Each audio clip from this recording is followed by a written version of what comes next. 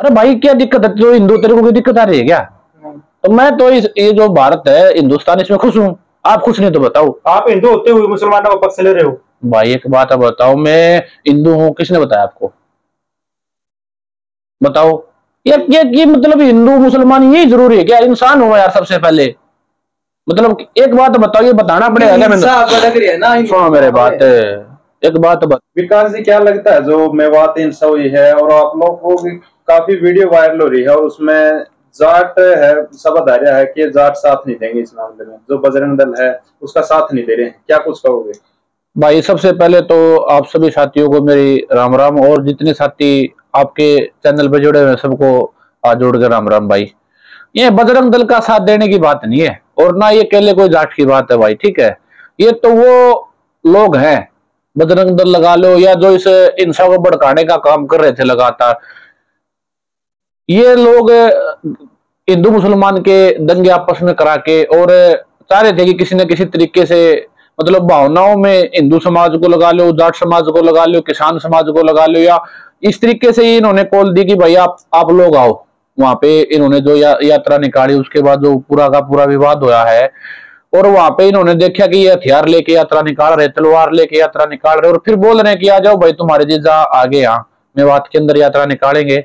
तो इस तरीके का इन्होंने माहौल क्रिएट किया, क्योंकि जब से हरियाणा के अंदर बीजेपी की सरकार बनी है, आपने देखा होगा लगातार इन्होंने दंगे कराने का काम किया, कभी जाट नॉन जाट के दंगे कराए, और लोग अब इन चीजों को समझने लग गए कि ये मुद्दा तो हरियाणा के अंदर चलेगा नहीं, क्योंकि लोग किसान आंदोलन के बाद बहुत जागरूक हो गए, भाईचारा बहुत मजबूत हुआ है। हरियाणा का ही नहीं, मतलब आसपास के प्रदेशों का, स्टेटों का भी आपस में, चाहे सरदार भाई हो, चाहे मुसलमान भाई हो, चाहे हिंदू भाई हो, सब मिलजुल के रहने लग गए थे। इन्होंने सोचा कि ये धर्म, अब ये मुद्दा तो चलेगा नहीं तुम्हारा, क्योंकि इन्होंने किसान आंदोलन में भी ट्राई किया था।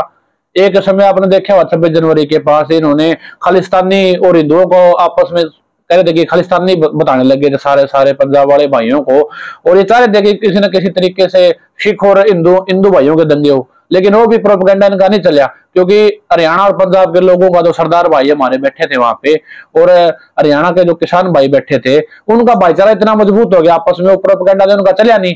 इन्होंने फिर अब कोशिश करी कि भी जाट नॉन जाट वाला मामला भी तुम्हारा हरियाणा में फैल हो चुका है, तो फिर उन्होंने हिंदू मुसलमान की लड़ाई कराने के लिए, और जो इलेक्शन 2024 में नजदीक आ रहा है, उसमें इन्होंने वोट रूपी राजनीति करने के लिए इस भावना को भड़काने का काम कराया था भाई। मोनू मान सर बोल रहे हैं गौ तस्कर थे वो, और गौवा की रक्षा करने के लिए मैंने वो कदम उठाया था, और उसमें मेरा कोई सबूत भी नहीं है कि मैंने उनकी हत्या करी है। खामखा आरोप जो लगाए जा रहे हैं कि अगर मेरे ऊपर कोई सबूत मिलता तो मेरे को गिरफ्तार भी कर। सुनो मेरी बात तो भाई, आज जो लोग कह रहे हैं कि हिंदू खतरे में आ गया, चाहे मोनू मनेसर कह लो, चाहे और बजरंग दल वाले कह लो, आरएसएस वाले, हिंदू खतरे में है। एक बात बताओ मेरे को भाई, ये लगातार 70 साल से कांग्रेस का सेंटर में राज था, हरियाणा में चलो तो सरकारें बदलती रही हैं, अब 10 साल से लगातार बीजेपी की सरकार हरियाणा के अंदर भी है और सेंटर में भी, देश पूरे देश के अंदर बीजेपी सरकार है, तो हिंदू खतरे में कैसे आ गया बताओ? क्या हिंदू को खतरा बीजेपी से ही है क्या? जब राज जी ने कहा है तो खतरा इनसे भाई है कि ये मोनू मानेसर लगा लो, ये कुछ भी लगा लो, ये सरकार है, सरकार को करना है तो ये गो हत्या जो बने हुए इनको बंद करने का काम क्यों नहीं करती सरकार?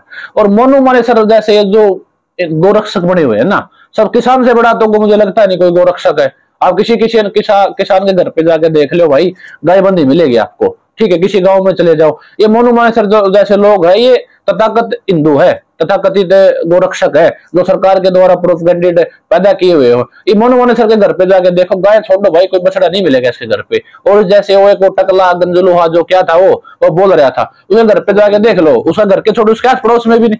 ये तो गुड़गांव में बड़े बड़े फ्लैटों में रहने वाले लोग हैं, इनके घर पे गाय की छोड़ो आप, इनके तो कोई, ये इनको संस्कृति का ही नहीं पता भाई, गाय की रक्षा करने वाले कौन लोग हैं। शायद आप मुस्लिम भाइयों के घर पे चले जाओ, फिर भी कोई ना कोई गाय बंदी मिल जाएगी, इनके पास तो कुछ मामला ही नहीं भाई। आप हिंदुओं का विरोध कर रहे हो, आप हिंदू राष्ट्र नहीं चाहते भाई? सरकार इस देश को हिंदू राष्ट्र बनाना चाह रही है। हाँ जी भाई, हिंदुओं का विरोध करें भाई ऐसा है, ये जो देश है ये सबका है, इसमें ये हिंदू का भी है, ये मुसलमान का भी है, ये सिख भाइयों का, सबका है। क्योंकि जब देश को आजादी की लड़ाई में सिर्फ ये नहीं कि हिंदुओं ने बलिदान दिए थे, इसमें हिंदू भी थे हमारे भाई, और हम हिंदुओं का किसने का विरोध कर रहे हैं भाई? बजरंग दल का विरोध कर रहे हैं, हिंदू संगठन। अरे यार बजरंग दल हमारा विरोध कर रहा था कि वहां जो बॉर्डर पे किसान आंदोलन में आपने हिंदू नहीं बैठे थे क्या वहां पे?